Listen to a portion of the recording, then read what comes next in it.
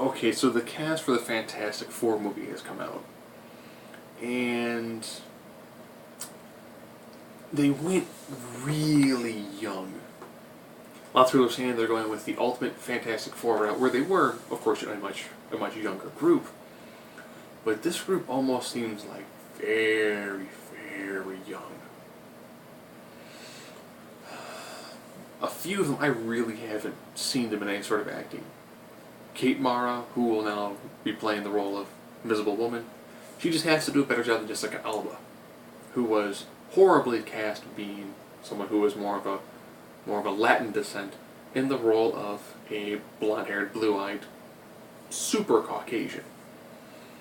You know, if there's one I can say, this is the fourth Fantastic Four film. We can't discuss the very first one.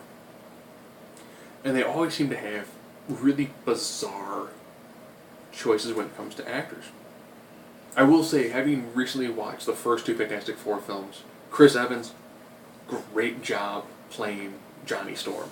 You know, someone who is, when you read him in the comics, he's overly entitled. He is rich, spoiled brat. He reminds me of, this is the way Bruce Wayne would have acted had his parents not been killed. You know, he is the entire walking sense of, rich, bratty white kid.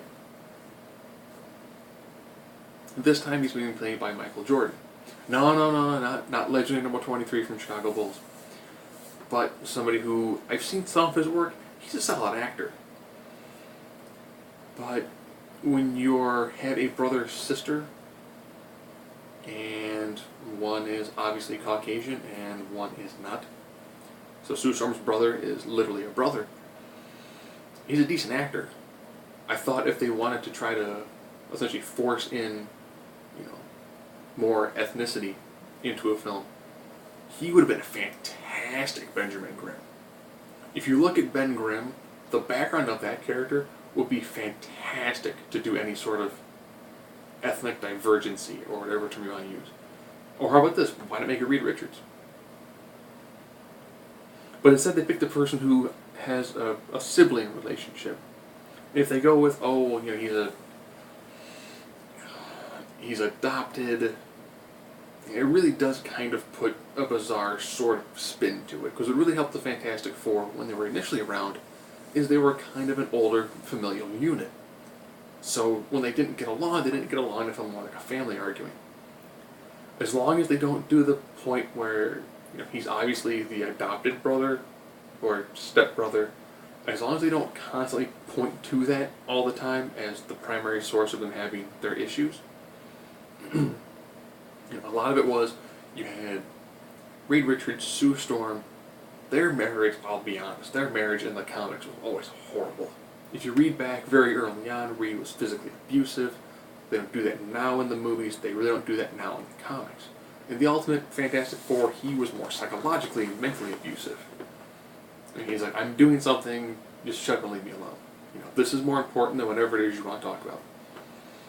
Of course, they're not going to do that, because if you're going to do an actual superhero film where your male superhero can stretch and is also physically and verbally and mentally abusive, it's probably not going to go anywhere. The casting they've got for Benjamin Grimm is Jamie Bell, who's pretty good and a man on a ledge. He's a bizarre look for the character. I don't know if they're going to have like a thinner version of Ben Grimm. It does make sense that if you were to bulk up a little bit, Ben Grimm was more of kind of like the troublemaker jock of the group. Could be an interesting take.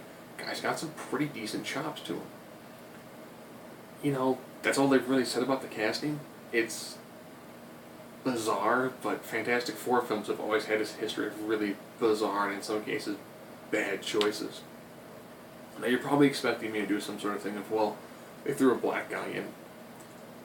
I got no problem with them doing that, just they seem to pick the most obtuse person to do this with. Is he a good actor? Yeah. But when you take a character who was almost designed to be the bratty, rich, overly entitled white kid, and then you make him somebody who just doesn't seem to have that sense of over-entitlement. He does have that look of somebody who's worked hard all of his life. It'll be the same problem like when George Clooney was Batman. George Clooney looked like he was a steel worker his whole life, not a trust fund baby. He looks like his life was really rough, not somebody who had all the money he could ever want. You know, when it came to the change they did, this Man of Steel movie, they were fine. Not a big deal.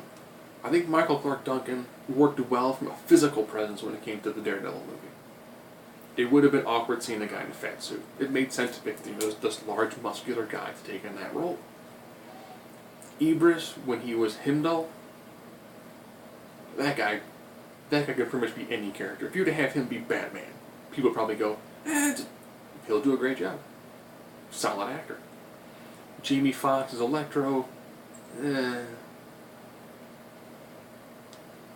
think that film's got enough other things going for it that sort of casting choice, you know, that makes a lot more sense than having Peter Parker be bi.